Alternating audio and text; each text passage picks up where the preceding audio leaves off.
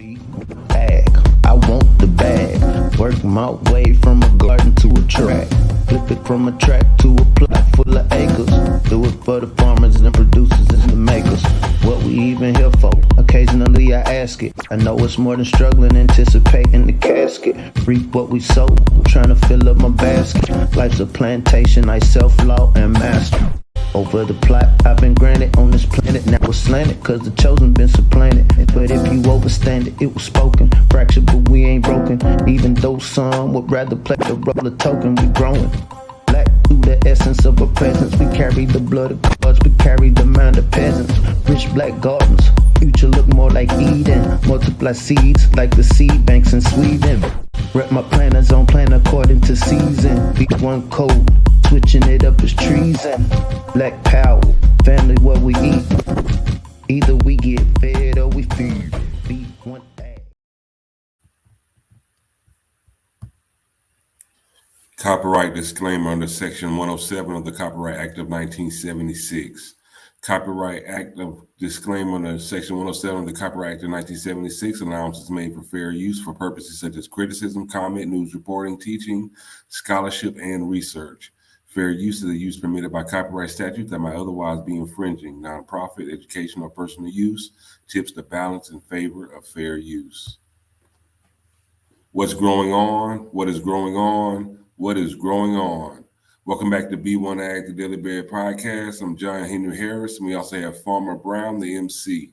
Here at B1AG, we focus on Black agriculture as it pertains to agriculture production, education, marketing, health, food, nutrition, and economics, all for the Black family and for the Black community.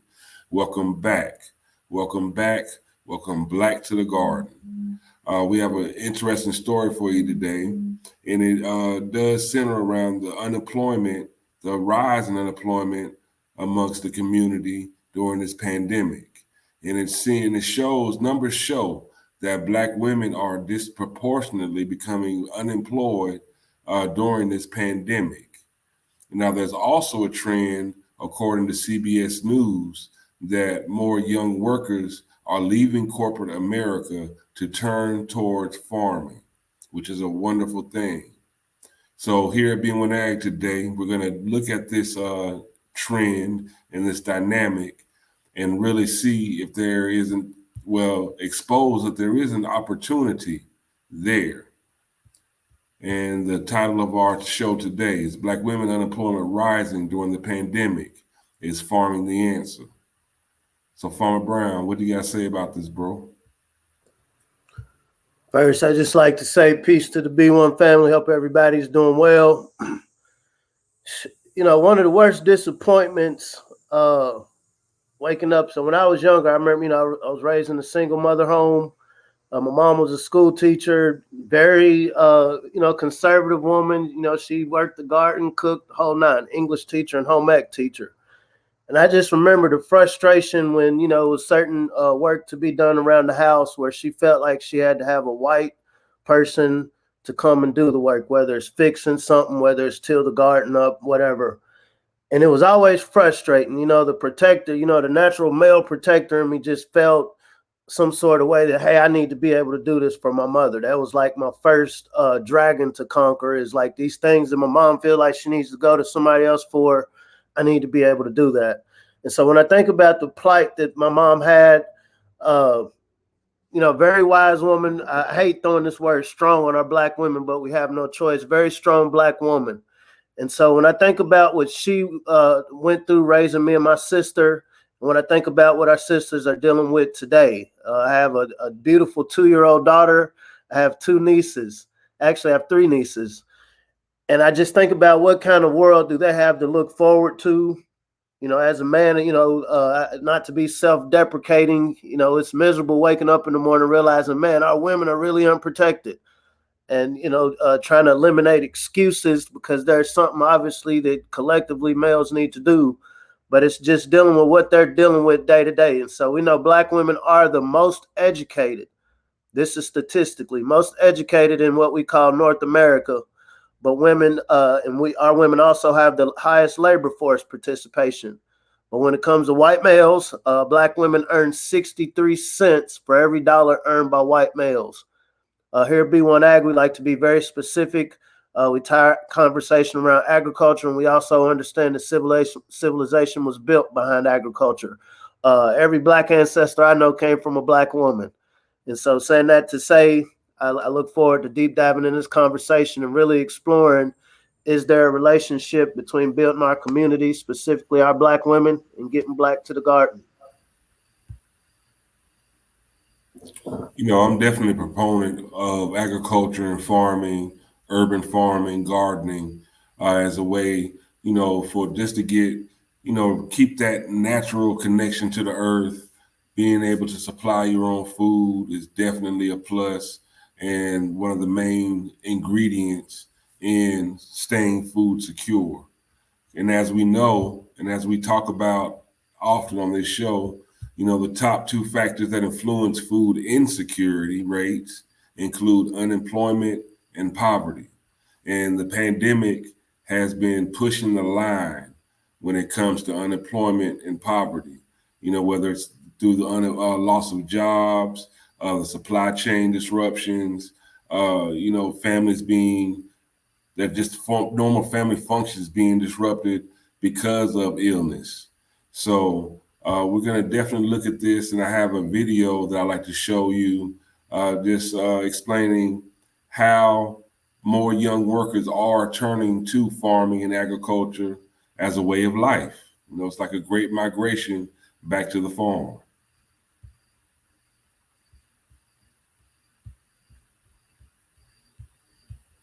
Americans leaving their jobs in what's being called the Great Resignation. 4 million Americans quit in July. 4 million, that's according to the recent data that we have. At the time, the number of job openings stood at a record-breaking 10.9 million. The pandemic has prompted millions of us to, re-examine our lives. Are you really happy? Some younger workers are leaving their fresh degrees and budding careers for entirely different fields, as Janet Shamlian shows us. James Marriott leaves for work before sunrise. A drive starting on Boston's crowded streets and ending on a road less traveled. The final stretch of his commute, acres of plush farmland. So I don't need any more bands. With degrees in neuroscience and global health, the 24-year-old has recently taken a new job in farming. Right now we are bunching 150 bunches of cilantro. It's a different skill set, far from the lab of a biotech company where he used to work, developing vaccines. Have you heard the term quarter life crisis? I'm very familiar with that term. Is that what this is? I wouldn't so much call it a crisis. This was, a very intentional decision, and this is not something where I was like, I don't know what to do, let me just go work on a farm. This is how I want my life to go. Here, I got you. On a crisp fall morning at Drumlin Farm, Marriott is not an anomaly. We also met Sean Moriarty, who left his job as a copywriter to harvest crops. And physical therapist Kat Steckbeck traded days inside a hospital for bucolic green acres. It's beautiful. Feels really good just to be here. Almost all these 20-somethings left not just jobs, but in many cases, quit careers as the pandemic took hold. It was believe it or not, a very stressful time. For me, it was just not the right setting. And I think COVID certainly sped up the feelings of burnout. Crops manager Matt Salona tells us he's not surprised by the applicants now looking for work on the farm. Years ago, Salona did something similar, swapping academics for agriculture. Makes sense to me. They've tried a job, they don't like it, they want to try something else, they have an interest in the environment. What's happening in this Massachusetts farm field is part of a seismic shift. A July study found nearly a third of U.S. workers under 40 considered changing careers during the pandemic. What is the commonality among these 20-somethings who are leaving these white-collar jobs for farm work? We all kind of felt like we were cogs in the wheel of this larger system that we didn't really want to be a part of. Mm-hmm. And this was kind of our way of taking agency back over our lives and just being like, this is what we want to be doing rather than doing something that we felt we had to be doing. In other words, a lifestyle change. This group is environmentally minded and wanted to work outdoors. But there's a trade-off. Beyond calloused hands and sore backs, the job comes with a pay cut. Your income has dropped by half? little more than that. Yep. It's been a life adjustment. I mean, it's certainly reevaluating what I choose to spend my money on. Whether the move is permanent, Steckbeck's not sure, but says the pandemic helped her recognize the fragility of life and spending time doing what makes her happy. I kind of thought that it might just be a break, and maybe it is, and maybe it's not. It feels like a shake of the snow globe, I guess. So it's a little flurries everywhere right now, but good things, I think. Sean Moriarty can see a future in farming, saying the work is meaningful. I did not feel like what I was doing mattered at all. And that's why you're like, okay, I got to leave this. And James Marriott, pursuing a master's in epidemiology, says it's the right choice for right now. I don't see myself doing this forever, but I'll always kind of keep farming with me in some way. The pandemic's impact, for some rethinking what's important and venturing into new pastures. For CBS Mornings, Janet Shamlian, Lincoln, Massachusetts. Oh, thank you, Janet Shamlian. You know what? Nick Offerman would approve.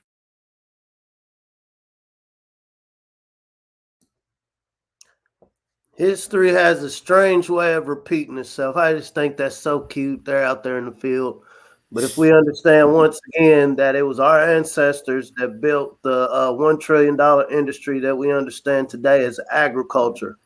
And I just want to do I'm a lightweight historian in my spare time, but I want to read a story from the Great Depression. And I think the melanated family can read between the lines of what's going on now and how history is repeating itself. And what we can do is we have this conversation of really reasserting ourselves within this field. So this article, Black and Poor African Americans in the Great Depression, the Great Build Back Better Reset, however you want to frame it. Most African Americans did not participate in the land boom and stock market speculation that preceded the crash, but that did not stop the effects of the Great Depression from hitting them particularly hard. Subject to continuing racial discrimination, Blacks nationwide fared even worse than their hard-hit white counterparts. As the prices for cotton and other agricultural products plummeted, farm owners paid workers less or simply laid them off.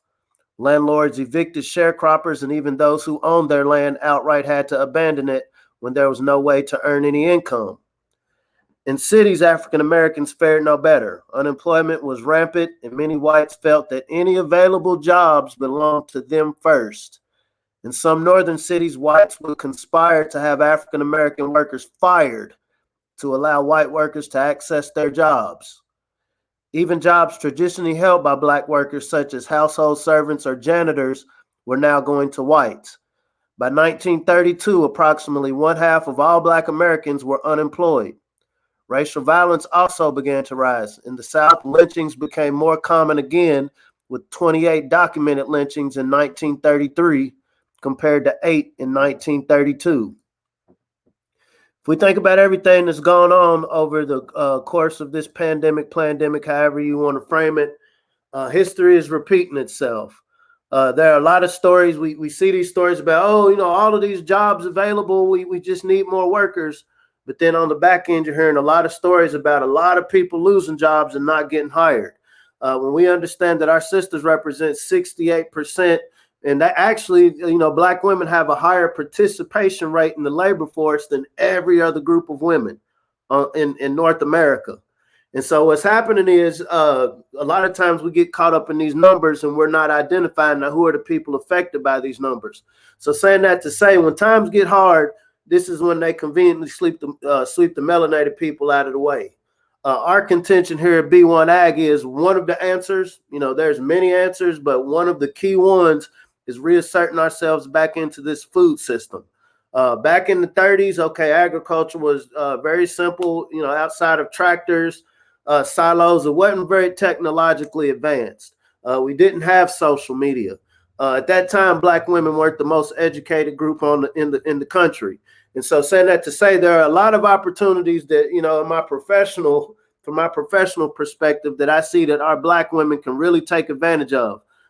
Obviously, as Black male, there's a whole bunch of bags waiting for us to come and take up. But when we think about really having this holistic approach, this holistic communal melanated approach towards now, how do we not only survive but thrive in these changes we see going on? it's almost a no-brainer getting Black to the Garden family. And at the end of the day, when we have our melanated women, more participation by them in the agricultural field, that will increase the yield. There's more food produced. Because in these times of uncertainty, if you don't have a job, you still have to live. And one of the main reasons and one of the main ingredients to living is eating. So you may not have that money to go buy some Jordans, but you can still eat like Jordan if you're growing your own food. And this is an infographic that basically just breaks down in North America how much more they say with the influence of in North America more women to enter the agricultural field, that we can increase the yield from 2.5 at least from 2.5 to 4%.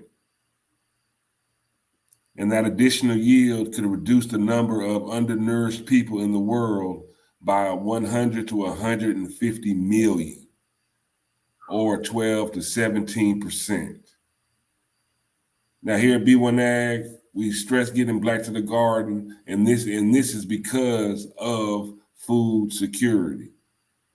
Now, being able to nourish 100 to 150 million more people, that sounds pretty secure to me. I was listening to the sister Lisa Cabrera, and she had an article just talking about how the economists they're in a tizzy right now. Like, oh my God, the women, during this great resignation, the women are leaving, and if the women don't come back to work, our economy's stuck. We think about childcare issues. A lot of people are sitting really reevaluating: is the time I'm putting into this place, this office, this building, this brick and mortar place worth what I stand to gain from it? A lot of these mandates are kicking in. And you think about the healthcare workers, the educators, a lot of these offices, on top of just, hey, is this what I really want to do with my life? So saying that to say, it's literally, and I don't have the statistic in front of me, if women don't go back into the workforce, and when they're having a conversation, they're not, B1, they're just talking about women in general. But we understand our women are more represented within the workforce than every other group. They're not going to say that piece of it. And so it's our contention here, like, hey, sisters, let us lock arms and go Black to this garden. Women by nature, and this isn't trying to put gender bias or, these little buzzwords. Women are nurturers, right? From breast milk to, just what is the most manageable way to run this household? What is the most manageable way to make sure everybody eats, everybody gets their fair share, and we get to the next day and we have the healthiest organisms running around this household community? When you get that with the skull, in my little weird mind, I feel like men are the skull of the Black community. The skull protects that brain that's constantly figuring out all these ways. We know our women are some of the most resilient human beings on this planet because they've had to be. And so as a skull, as melanated men, so what is our place within this structure? Since we see that, okay, there's obviously a value in this agricultural space, and there's also a lack of melanated women within this agricultural space. We also see we're coming into a time where, okay, we know food security is affecting our communities worse than every other group of people. We also, here up in Kentucky right now, man, it's turning into a mini drill city. I hate to say it that way, but, a lot of people there's a lot of violence going on, and we know there's strategic, not strategic, that ain't the word I want to use. Yeah, there are strategic reasons why this violence is going on. If I starve you out and I keep you contained within these dysfunctional communities where y'all are going in on each other, you're going to justify me bringing more law enforcement in there to lock more of you up. The more of you I lock up is typically going to be males, which is going to put more of this burden on your women in your communities. Like I said, when I think about my mother, when I think about my nieces, when I think about my daughters, I'm like, man, what males are going to be available to fulfill whatever roles male would need to play to have a thriving community. And so saying that to say, we have to really get into some tangible group activities. This being producing our food, finding niches within this food system. Family, I can tell you, I think Joe, the guy in the White House said it the other day, things aren't going to get back to normal. This is as good as it's going to get. This came out of his mouth. Now, not that I trust much that comes out of these people's mouth, but there's a magic in truth. And so when we talk about this magic, I think about the black magic of our sisters and applying that to this thing we call agriculture. First, you want to, so the sister asked a good question. There's some acres for sale in her hometown in central Mississippi. I'm from Macomb, Mississippi. My grandmother is, she recently passed Osaka, Mississippi. Is there a secret strategy to acquire that land? So first, you want to look at, is this land arable? There is a difference between, okay, I just got some land that got, some brush, hills. That's not going to yield you much money. You want to look at now, does this land have rich soil? Does this land have water sources, within a reasonable distance to wherever you will be growing your crops or raising your livestock? I can tell you that depending on where you're at in Mississippi, once you get closer to the cities, your urban areas like your Jackson, your Hattiesburgs, the land is going to become a little bit more expensive. In your more rural areas, it will be cheaper. I know here in Kentucky, for example, like rural land is going to hit you about $2,500, $3,500. Once you get closer to like Lexington, Louisville, it might hit you about $9,000, $10,000 per acre. But saying that to say, even the rural land is good, but you want to factor in, now, how am I going to make this land profitable to me? I don't know where you're located, sister, but look at, okay, if I have this land, maybe I don't want to get to 2,500 acres. Maybe I just want to get 25 and really make this 25 profitable. What am I going to be growing here? Who is my market? Well, if I'm growing herbs, if I'm growing vegetables, if I'm raising some livestock, some chickens, whatever, do I have a market that's going to buy what I'm growing here? This is a piece that, this is one of the questions I get consistently within my job at Extension is, how do I make this land profitable? So you really want to think these things out. And I know once our sisters, and there's some good sisters to follow, I didn't have a chance to put that infographic up today, but we'll definitely put that on the next presentation. Once our sisters get their mindset on what this is and how it works, I guarantee you can outcompete anybody on this country. But the main thing you want to think about is, for what I'm about to get in this land, what can I yield from it? If it has bad soil, that means I'm going to have to spend a lot of money, a lot of resources to replenish the soil. If it doesn't have water, that means I'm going to have to have some sort of extensive irrigation system, or I'm not going to be able to grow anything. You don't want nothing with a lot of hills unless you're going to be raising goats or some sort of agritourism. Forestry, so I think it will be worth it to look at. And as I'm answering the system, I'm kind of speaking about what we're talking about today. It will be worth looking at what kind of trees or timber is on this land, because timber is very valuable. We have this conversation about, okay, these people don't want us to eat at the table. Let's build our own. What do you build tables with? Timber. And so that's a huge industry. Also, you want to think about, like I said, who is your market? Who's going to actually buy what you're selling?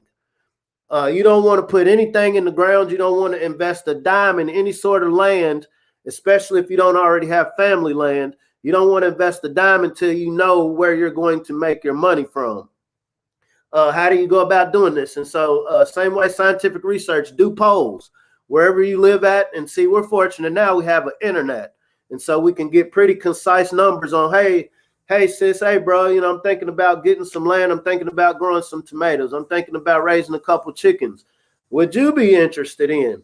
And you want to get I appreciate it. You want to look at, okay, if I'm raising these tomatoes, how many tomatoes would you buy per 4 months? What is your weekly or monthly purchase of chickens?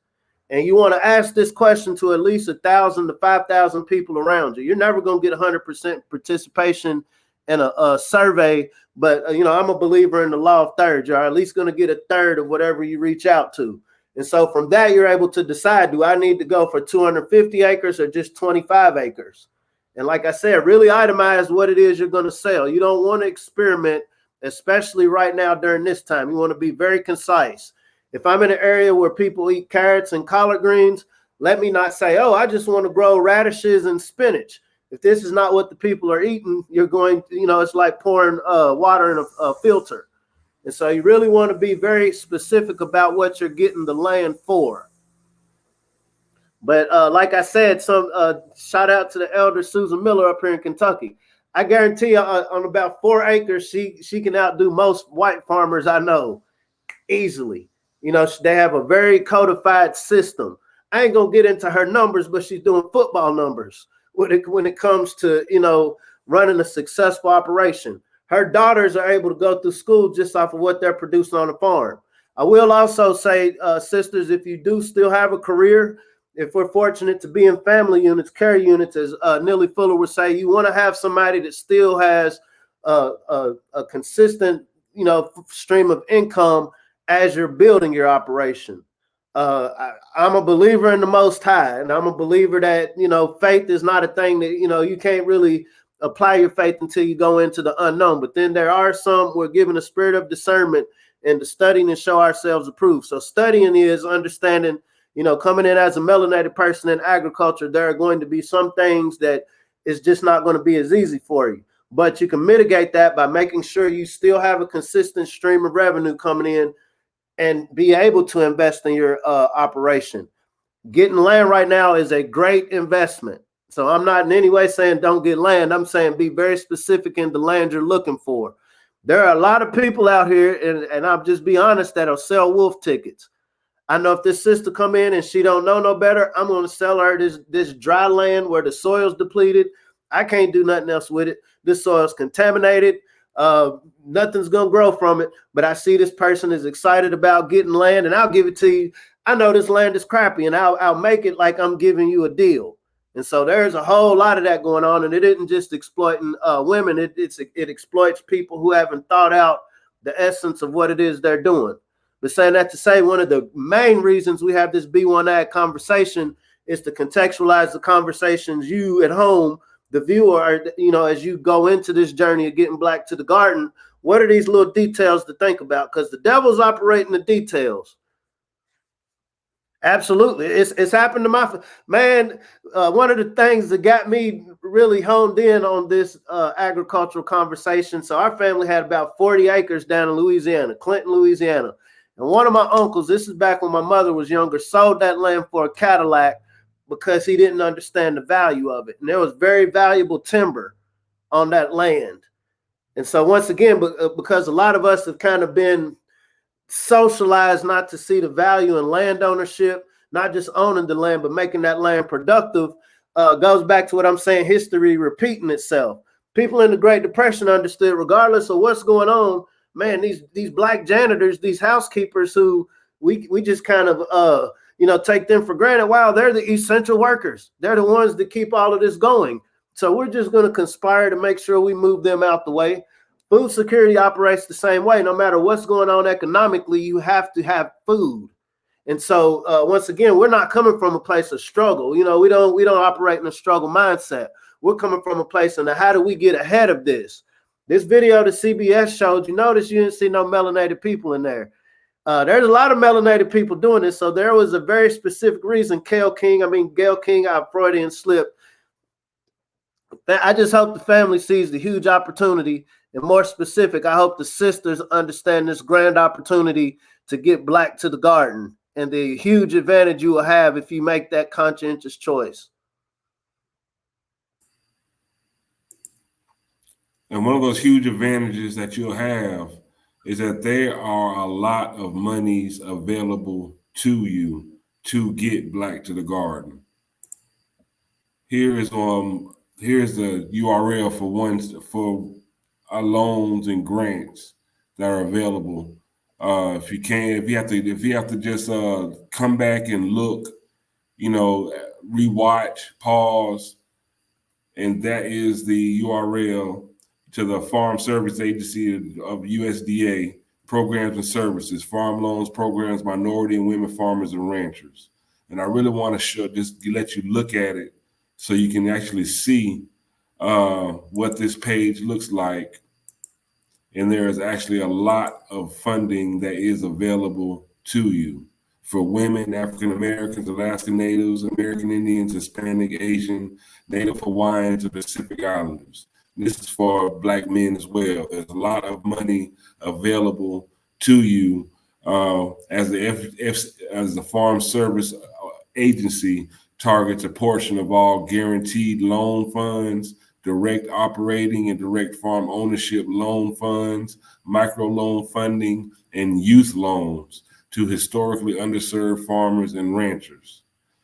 And again, this list includes women, African Americans, Alaskan Natives, American Indians, Hispanic, Asian, Native Hawaiians, and Pacific Islanders.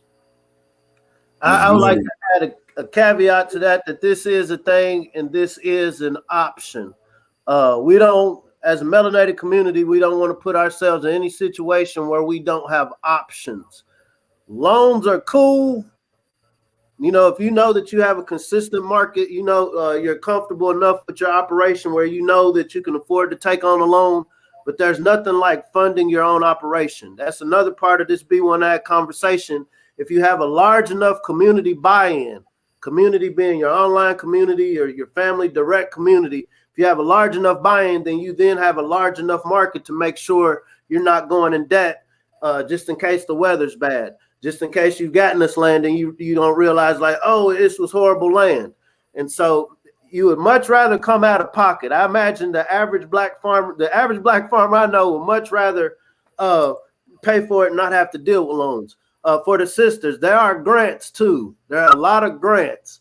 What I can tell you, a lot of these white women, what the white men will do, because they understand this dynamic, they'll put the farm operation in the woman's name because they know the women can access a lot more of these resources because of these minority grants, minority loans. Once again, when we think about codified approaches within the B1 community, this is a good play.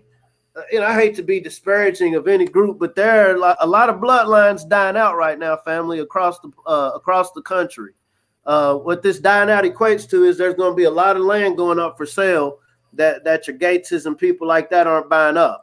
And so there is an opportunity, because nobody's going to give no land away. Nobody's going to give land away. That's one of the few tangible assets that are going to consistently appreciate. And so if we can get in this codified mindset of investing in land, this makes me think back to Moneybag Yo and his girlfriend buying him 28.8 acres. Like, if we can amplify that concept of the way we gift one another, I'm going to give you something that's going to keep giving, whether this is the brother giving it, as an anniversary gift to his wife or vice versa. And when we get into this mindset, we then are able to address this job situation. We see that our sisters are getting fired. And it doesn't matter how good you are at the job. It doesn't matter how loyal, how effective you've been within this position. History is repeating itself. Hey, I'm going to get rid of this group so I can protect this group. And so, as a conscientious community, what are we doing to make sure we're not worse affected? Because this equivalent of the Great Depression hadn't hit yet. When we think about the shortages, supply chain disruptions, we see everything's coming together like, hey, there's going to be a huge change in life. There's going to be a huge change in the way the world operates. And so how do we make sure we stay in front of it? And how do we make sure we're the Rockefellers, we're the Rothschilds, we're the Carnegies, we're the Vanderbilts that capitalized on this great depression that happened in the 30s? How do we make sure we're creating the new elite black melanated families in what we call North America after this so-called Build Back Better or Great Reset, however you want to frame it? And you can't go wrong getting black to the garden, family.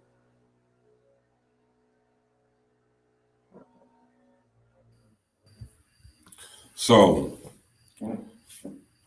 we're showing you there's a trend of the others, young workers, getting to the garden, to the farm, they're actually leaving high-paying jobs to get back to the farm. We're showing you, giving you the numbers that our black women and just black people in general are leading the unemployment during this pandemic. We're the ones getting fired first. So again, we're bringing you options, solutions that, hey, let's turn towards what has built the world, what has built civilization, farming. Because regardless of their work system, their employment system, we still have to eat. We have to make sure that we have some food. So let's make sure that we are the ones that are feeding ourselves. Let's not wait for them to give us a place at this proverbial table to eat. Again, we spoke on it earlier. Let's build our own table. Let's pull out our own chair. Let's sit down and let's partake in this plate of food that we grew ourselves. This just came to my mind, putting things in perspective. And so with this stat of Black women being the most educated group in America, what that means is this group, this demographic is most predispositioned to take in knowledge and apply it, since we see the large representation in the workforce. And I'm thinking, okay, how can, because people ask, how can I support Black farmers? Well, I know a lot of people have high student debt, hundreds of thousands, tens of thousands, hundreds of $1,000s in student debt. I can imagine for 1/20th of what we would give one of these white institutions to teach us, if you could give 1/20th of that to a Black farm somewhere near you. Same way these white kids are going to these farms, doing these internships, make it rain on some of these Black farmers to teach you. And I imagine they will be glad to teach you as you're learning hands-on how to run these operations. What I learned in my own personal path, there's a lot to be learned in books, but there's nothing like being in the ground. There's nothing like sweating. There's nothing like out here trying to build a fence. There's nothing like, okay, I got to feed these cows like every day or something. There's nothing like hands-on activity. And so when we think of what are ways to support these farmers, outside of buying the products that they're growing, is shopping with them as teachers. These are some of the best teachers. I come from a family where, you have people that never passed 3rd grade, but ran whole farm operations. You know what I'm saying? Successfully. I don't think any of my aunts or uncles ever went without anything. They weren't rich, but everybody was able to thrive because the layer that I came from were producers. All of them had niches within this thing called agriculture. And it wasn't a thing where we had to promote it. It was just lifestyle, because they're in the deep South. It wasn't nothing else for them to do. But saying that to say, you can help these farmers by paying them to teach you how to farm. Like I said, there's a Black farmer, though it's not that many of them left. There's one within 50 to 100 miles of wherever you're at. Maybe this is a call to some of the sisters that are in education looking to transition to another career of really working in logistics. Now, how do we make these some courses? There are grants, going back to this concept that there's a lot of bags for distant learning, NTI, non-traditional instruction. And so there's a lot of bags available within this agricultural space, even outside of the production. And once again, I know if our sisters put their mindset towards, okay, this is something valuable, this is something that I can see useful to me, I know to that degree, you're going to start seeing, think Queen Sugar, right? Getting the Queen Sugar mindset. But let's amplify this to this 2040 plan of making sure that we're global competitors and whatever these people got in mind.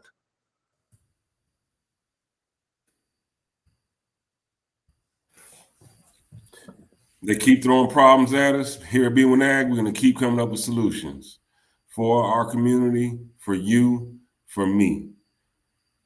Let's get Black to the garden. Let's get back to that natural way of living, that healthy way of living, and let's not forsake all that the Most High has given us in this land that we walk on. It's been a great conversation, Brown. Again, a lot of issues, but there's always solutions to any issues that are presented. And each of these issues that are thrown at us, again, is an opportunity because life doesn't happen to us, life happens for us. So, Farmer Brown, if the people really want to know something, bro, what do they need to do? Family really wants to know something. I see a bright future when we learn how to grow something. I'd like to thank you again for tuning in to B1AG Daily Bread Podcast. Like, share, and subscribe. Like, share, and subscribe. Let's grow this conversation.